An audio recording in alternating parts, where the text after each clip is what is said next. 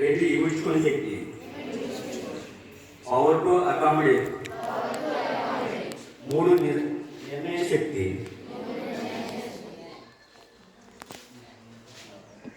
పరిశీలన శక్తి, నిర్ణయ శక్తి, ఎదుర్కొనే శక్తి,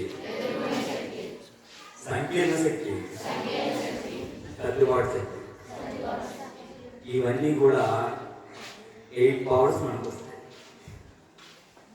ఇప్పుడు మనం మెడిటేషన్ ఎలా చేస్తామన్నది ఈ చిత్రంలో చూస్తాం. మనం ఇక్కడ చూడండి, ఇది ఒక ఎనర్జీ మన లోపల దాకా ఒక ఎనర్జీ ఉందంటున్నాం, పవర్ అంటున్నాం. ఇక పవర్, దీన్ని మనం సోల్ అంటాము. అది నక్షత్రంలో ఉంటుంది అన్నమాట. ఈ సోల్ని సుప్రీం సోల్తో కనెక్ట్ చేస్తాం. మనకు ఆత్మని పరమాత్మతో కనెక్ట్ చేయడమే రాజ్యోగ మెడిటేషన్లో. మనం ఎప్పుడు నేను ఒక ఎనర్జీ అనుకొని సుప్రీం సోల్తో కనెక్ట్ చేస్తాము. ఇక్కడ చూడండి ఛార్జింగ్ అవుతుంది. అలా ఏమవుతుందంటే మన మైండ్కి ఛార్జ్ అవుతుంది. ఇక్కడ చూడండి సూర్యరశ్మి లెన్స్ ద్వారా ఇక్కడ కాగితం కాదు.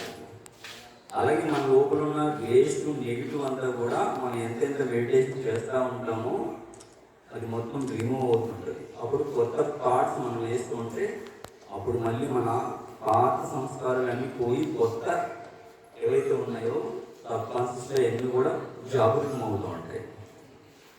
ఇక్కడ చూడండి సహన శక్తి. సహన శక్తి అంటే మన లైఫ్లో అందరికీ ఉపయోగపడేది. ఇక్కడ ఏం చెప్తారండి, చెట్లుకి రాయిస్తున్నదే అవి పల్లేస్తుందని చెప్తారు ఇక్కడ దీంట్లో. అలాగే మనము జీవితంలో అనేక రకాల సహించవలసి ఉంటుంది. ఎక్కడైనా ఏదైనా వింటాము, దాన్ని నేరుగా మళ్ళీ ఇంకోటి ప్రాసెస్ చేస్తాం. ఆ సమస్యలో కొన్ని సహించుకోవాలా, కొంత ఇమిడ్చుకోవాలి. సముద్రం ఎలాగైతే తన అన్నం ఇమిడ్చుకుంటుందో మంచి నదులు కాలువలు అన్నీ కూడా ఇమిడ్చుకుంటాయి. అలాగే మన జీవితంలో మంచి ఉంటాయి, చెడు ఉంటాయి. దాన్ని వేరే ఎక్స్పోజ్ చేయకూడదు. పడితే మన ఊళ్ళో ఏదైనా జరగడం జరిగింది అనుకుని అది వేరే కన్ఫర్మ్ చేయకూడదు. అలా కన్ఫర్మ్ చేస్తే అది మనకి ట్రాన్స్ఫర్ అవుతుంది. అది కర్మ ఫిలాసఫీ లెక్క మీకు తెలియదు. అలా చేయకూడదు. సహించవలసి ఉంటుంది, కొంత ఇమిడ్చుకోవాల్సి ఉంటుంది, కొంత పరిశీలన. నిర్ణయ శక్తి లేకపోవడం వల్లే సమస్యలన్నీ రావడానికి కారణం. మనలో పరిశీలన శక్తి, నిర్ణయ శక్తి లేకపోవడం వల్లే ఇతరులు మనము ఆధారపడతాం.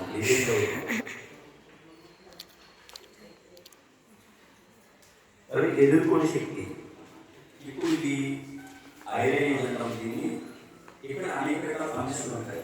హెల్త్ ప్రాబ్లమ్స్ వస్తాయి, ఫైనాన్షియల్ ప్రాబ్లమ్స్ వస్తాయి, ఆచారానికి యాక్సిడెంట్లు అవుతాయి, ఎవరైనా సరైన వదులుతారు. అనేక రకాల సమస్యలన్నీ మనం ఎదుర్కొంటూ వస్తాయి. వాటిని కూడా మనం తట్టుకోగలిగే కెపాసిటీ మనకు ఉండాలి. లేకపోతే మనము కొంత డిప్రెషన్కి ఇబ్బంది పడుతుంటాం. సహాయం శక్తి టు కోఆపరేట్. ఇతరులకు సహాయం చేస్తూ ఉండాలి. ఏం చేయాలి? ఇతరులకి సహాయం చేస్తూ ఉండాలి. మీ స్టేజ్లో ఏదైతే మీకు ఉందో అది సహాయం చేస్తూ ఉండాలి. ఎవరికైనా బుక్ లేదనుకుంటే బుక్ ఇస్తారు, పెన్ లేదంటే పెన్ ఇస్తారు, వాటర్ లేకపోతే వాటర్ ఇస్తారు. మీ పరిధిలో ఏముందో అదే సహాయం చేయాలి. కానీ డబ్బులు ఎవరికి కూడా సహాయం చేయకూడదు. వస్తు రూపంలో అన్నీ కూడా సహాయం చేయాలి, కానీ మనీ రూపంలో ఎప్పుడు కూడా ఎవరికి కూడా సహాయం చేయదు. సంకీర్ణ శక్తి.